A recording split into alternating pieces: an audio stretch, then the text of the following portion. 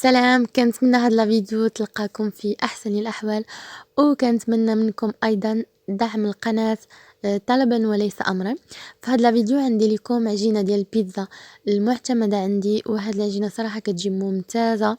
هنا بالنسبة للمقادير كنحتاجو 400 غرام ديال الدقيق، ملعقة متوسطة الملح، ملعقة كبيرة الخميرة الفورية، ملعقة كبيرة ديال العسل. إلا ما توفرش عندكم العسل تقدروا ديروا سكر سنيدة. وانا هنا زدت واحد معلقه كبيره ديال بودره الحليب. الا ما توفرش عندكم بلاش. مهم بالنسبه للطريقه غديروا الطحين وغتزيدوا عليه داك الملحه وداك بودره الحليب، وفي الجهه الاخرى غديروا الماء وغتزيدوا عليه داك الخميره والعسل. بالنسبه للعسل والخميره كيتفاعلوا اكثر، وديما تفاداو انكم تخلطوا الخميره مع الملحه باش ما كيبطلش داك الجهد ديال ما كينقص الجهد ديال الخميره. المهم كنجمعوا العجينه كنبقاو نجمعوا فيها دي كنخليو العجينه ديالنا مرخيه كتبقى كتلصق في اليدين، كتبقى جاريه شويه، وعاد من بعد كنزيدو في داك نص كاس ديال زيت البلديه. كنبقاو نزيدو شويه بشويه وحنا كنجمعوا داك العجينه. ملي كتجمع لينا كنبداو ندلكو فيها. ديما كنجمعوا العجينه بالدليك ماشي بالطحين. بعد كنخليو العجينه ديالنا كنغطيوها وكنخليوها ترتاح.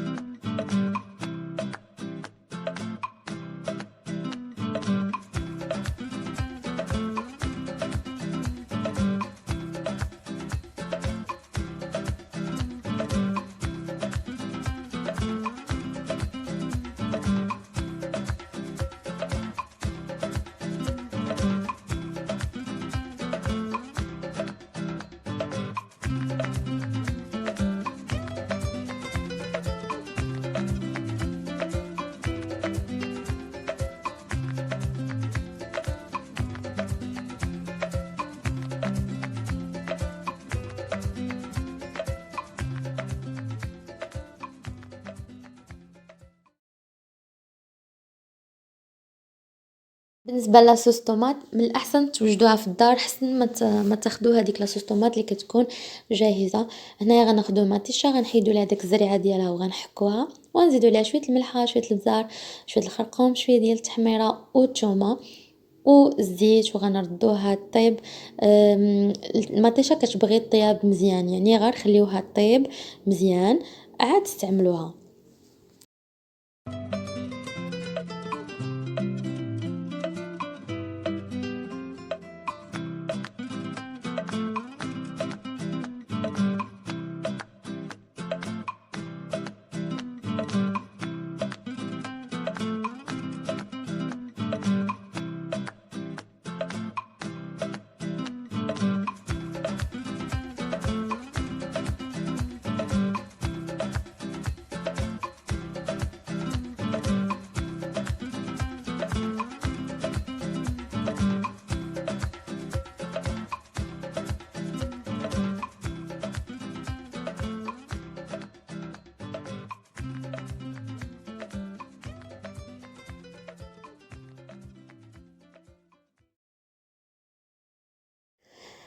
بعد ما خلينا العجينه ارتاحت لنا مده ديال ربع ساعه حتى لثلث ساعه.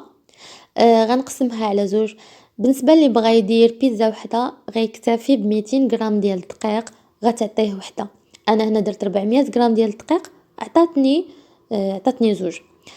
هنا غندير الدقيق باش نقرصها حيت العجينه كتلصق بزاف، وحيت خفيفه ضروري غديروا الدقيق باش تقدروا تقرصوها. من بعد غنغطيها وغنخليها ترتاح مده ديال نص ساعه حتى ساعه المكانه، وراها قد ما ارتاحت قد ما مزيان. من بعد مني غترتاح غنسرحها. ما غنحتاجش للتلاك. انا ما درتش التلاك، سرحتها غير بيديا. درت الفينو، بديت كنسرحها بالفينو. وديما وحنا كنسرحوها كنبداو من الوسط وما كنقيسوش الجناب، كنبداو من الوسط وما كنقيسوش في الجناب حتى كنسرحوها مزيان. كنديروها في لاطة اللي كندهنوها شوية بالزيت وكنرشوها بالفينو. من بعد كندير فوق منها شوية الفخوماج وكندير داك لاصوص طوماط. وبالنسبة للعمارة انا درت غير الطون ودرت شوية البصلة وشوية الفلفلة. البصلة والفلفلة قطعتهم شرائح رقيقة، ما شحرتهمش.